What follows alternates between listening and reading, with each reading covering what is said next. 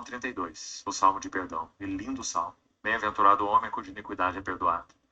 O salmo conclui dizendo assim: alegrai-vos, ó justos, regozijai-vos e exultai, os que são retos de coração. Alegrai-vos, no mesmo versículo, regozijai-vos e exultai. Regozijar, no texto lá, hebraico, do Salmo 32, se refere a um brado de alegria, regozijar. Mas quando ele diz exultai, aquela palavra lá, no último verso do Salmo 32, é muito interessante. Ela se refere a um pulo de alegria, um salto de alegria. Exultai, ó retos de coração.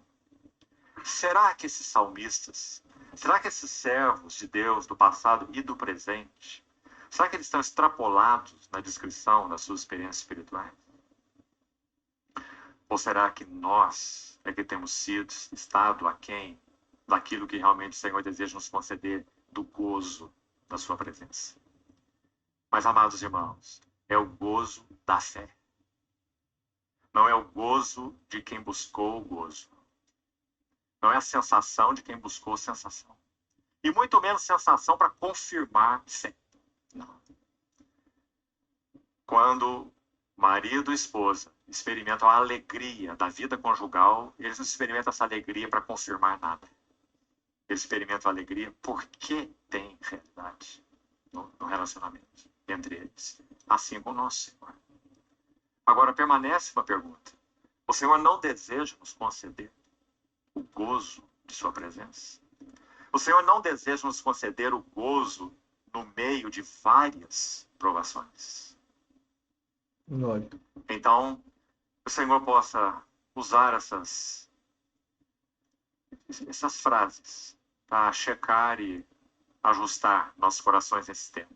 Então, o primeiro tópico aí com relação ao perigo do subjetivismo. Buscarmos sensações para evidenciar fé.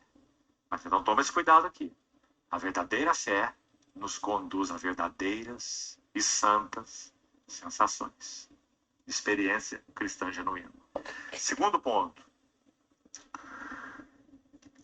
Ou seja, a sensação de alegria, esses pulos, são decorrentes da vida espiritual.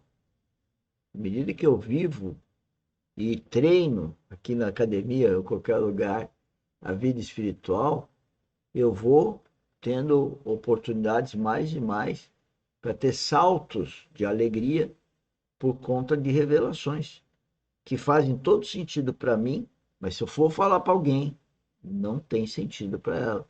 Então não adianta. Isso é triste, porque a gente vive meio hermetizado, né? O outro é ser humano, né? É um homem, uma mulher, mas eles não conseguem discernir o que você fala da sua própria revelação. Mas tem que falar, porque falar da revelação é o testemunho, é a experiência espiritual que tem que ser dita, né? E o Espírito Santo no outro, que pode, então, à medida que o outro aceite a habitação do Espírito Santo, aí então ele vai ter a revelação, e aí sim nós vamos poder falar a revelação para o outro, porque o outro é filho de Deus e reconhece como isso sendo uma verdade, por ter Cristo. Vamos abrir na segunda epístola de João. Aqui há, na segunda e na terceira epístola, alguns versículos que eu gostaria que nós lêssemos.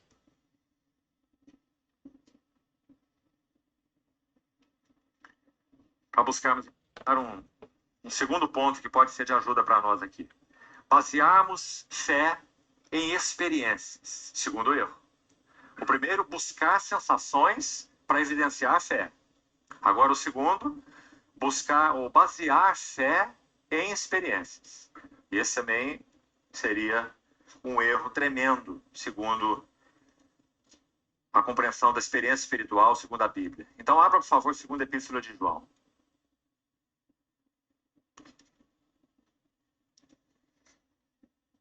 Nós estamos falando do mundo pós-verdade, então escute o que João tem a nos dizer nesses poucos versículos que introduzem essa epístola. O presbítero, a senhora eleita, e aos seus filhos, a quem eu amo na verdade. Queria que você observasse quantas vezes João vai usar a palavra verdade. O que será que João quis dizer com amo na verdade? Nós podíamos, sabe, irmãos, termos um estudo aqui sobre esses 4 versículos que nós vamos ler. Para essa noite, só esses 4 versículos. Que lindos eles são. João está falando que não é um amor de emoção, não é um amor subjetivo, não é um amor de simpatia, não é um amor de empatia, não é um amor porque gosta dessa característica ou daquela outra, daquele fulano ou daquele ciclano. Está compreendendo isso tudo? Quanto do nosso relacionamento é baseado nessas coisas, que são totalmente espúrias, uma areia movediça. Mas João não faz referência a nenhuma delas. Ele diz, meus filhos eu amo na verdade. Essa era a base sobre a qual João amava. Qual é a base sobre a qual nós amamos uns aos outros? Nós amamos uns aos outros na verdade. Qual é a verdade? Cristo nos amou e se entregou a si mesmo por nós. E nós pertencemos a Ele, pertencemos uns aos outros. Então é amar em Cristo. Esse é o verdadeiro amor. Porque o amor de Cristo por nós, ele deu a vida para nos salvar, para a vida eterna. Porque se ele não tivesse vindo, nós não teríamos a vida eterna. Então, só pela vinda dele há 2000 anos, e ele ter morrido naquela cruz, ter dado a vida dele naquela cruz, a vida carnal que ele tinha, de 33,5 anos de idade, só ele por ter dado a vida dele, ter aquele sofrimento, ele sofreu por nós, para que nós aceitássemos o Espírito dele, para que nós ressuscitássemos espiritualmente nele e passemos a ter a vida nele e ele em nós. Então, quando eu amo alguém, se eu não amo na verdade de Cristo, eu não amo. Por isso que eu digo que os pais que amam os filhos e fazem tudo pelos filhos, se não tiver esse amor na verdade, esse amor é palha. É amor que Deus não reconhece. Deus só reconhece o amor nele, no convívio, na família dele. Deus não está ligado nas familhinhas, mas sim em que essas famílias sejam parte da família dele. Para ser parte da família dele, há que haver um novo nascimento. Então, se senhores pais, mães, não entenderem a vida espiritual, não praticarem a vida espiritual, os senhores podem fazer de tudo para os seus filhos, mas isso é em vão no que diz respeito à vida eterna. E para quem reconhece a vida eterna, não tem nada aqui que possa satisfazer. A vida eterna é vida eterna. Não posso comparar uma vida eterna com uma vida passageira aí que 100 anos de idade. E mesmo assim com o corpo degradando, não há comparação. Agora, quem percebe isso é porque tem o Espírito Santo no coração. Senão ele fica restrito às coisas do mundo natural, do mundo do homem, do sistema mundano. Mesmo está a Bíblia falando de que esse sistema jaz no maligno, as pessoas estão lá fazendo de tudo, correndo para baixo para cima, por causa dos seus filhos, por exemplo, por causa da namorada, namorado, amante, sei lá, coisas do mundo, sem o amor na verdade, ou seja, em Cristo, nada feito para Deus.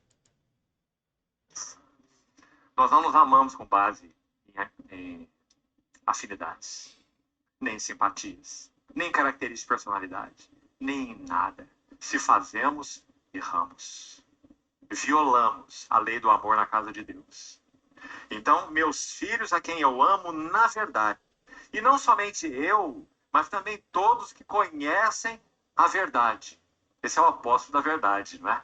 Você sabe que João usa a palavra verdade no evangelho dele, no evangelho, apenas no evangelho, se não me engano, 25 vezes. E Cristo é a verdade. Não somente eu, repetindo, mas todos que conhecem a verdade, por causa da verdade, que permanece em nós e conosco estará para sempre. Está vendo? Cristo. Nós somos o povo da verdade. Nós possuímos a verdade. E a verdade nos possui. E por Né? isso que a sociedade está na linha de cada um ter a sua verdade. Porque a sociedade, o mundo, ele corre contra o reino. Enquanto o reino, o rei, o Deus, Jesus Cristo, Espírito Santo, quer que a gente venha ter comunhão com a família, com a Trindade, espiritualmente falando, hoje, né?